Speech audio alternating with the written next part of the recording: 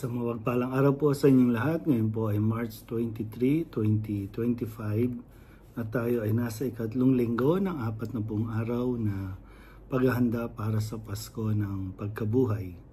Ang ating pong unang pagbasa at pagninilay sa araw na ito ay hinango mula sa aklat ng Exodo chapter 3 verses 1 to 8 and verses 13 to 15.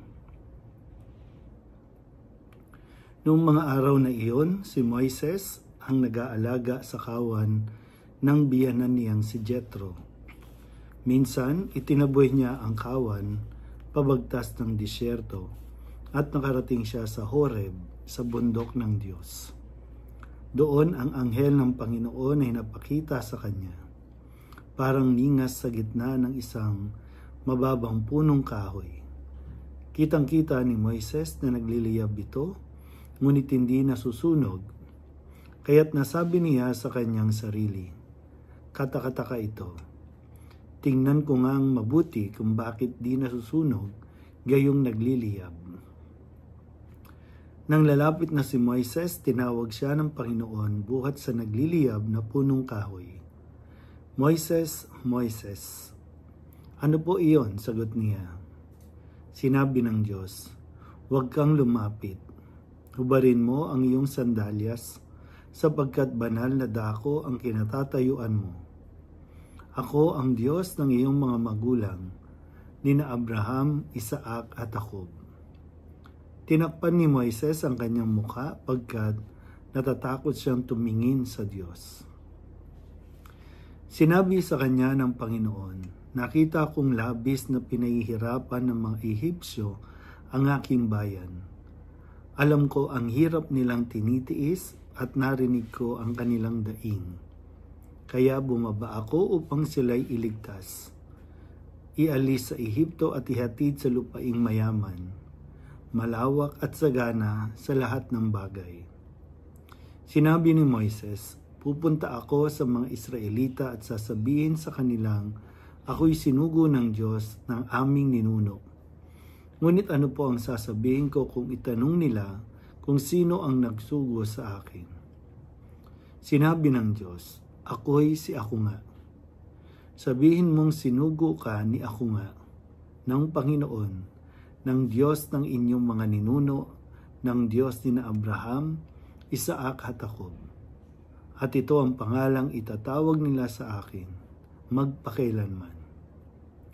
Ito rin ang pag-alala sa akin ng lahat ng salinlahi. Ang salita ng Diyos. Muli po, isang mapagpalang araw sa inyo pong lahat. Tayo po ay nasa ikatlong linggo na ng ating pong 40 araw na paglalakbay o paghahanda para sa Pasko ng Pagkabuhay. At sa ating pong unang pagbasa ay narinig natin ang pagtawag kay Moises na ngayon ay alam naman natin, no? Sa kwento, si Moises ay tumakas mula sa Ehipto sa kanyang pangamba, no? Na siya ay ipapatay ng paraon dahil nga nakapatay din siya ng kapwa Ehipsyo noon, no? Dahil nga hindi pa malinaw sa kanya kung ano at sino siya, no? Pero dito po sa puntong ito, siya ay tinawag na ng Diyos para maghatid ng mensahe sa mga Israelita na sa kasalukuyan ay nahihirapan sa buhay doon sa Ehipto. Dito nga po, no, kung makikita natin ay kapag tinawag ng Diyos, mayroong babaguhin sa kanyang buhay. At ito yung nangyari kay Moises. Kung tutusin, kontento na siya sa kanyang buhay bilang tagapag-alaga ng mga kawan o ng mga hayop noon. Pero iba ang plano ng Diyos para sa kanya. Kung ngayon siya ang mangunguna sa bayang Israel para lumabas sa Ehipto at magtungo sa lupang pangako na ibibigay sa kanila ng Diyos.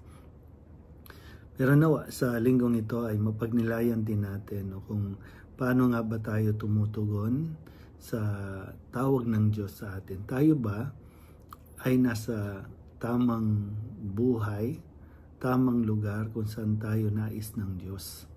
O pinipilit lang natin na ito ang maging gusto ng Diyos dahil ito rin ang gusto natin. So, ngayon sana isama din natin sa ating panalangin ang mga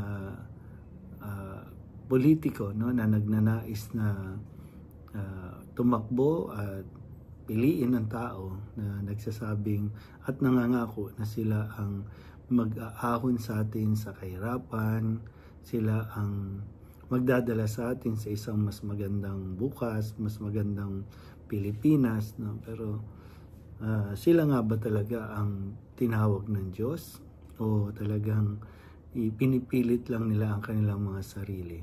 Kaya nawa, wag natin silang kalimutan na isama sa ating mga dalangin upang sa ganon ay talagang makatugon sila sa kung ano ang gusto ng Diyos para sa kanila. Muli po, isang mapagpalang araw sa inyo pong lahat.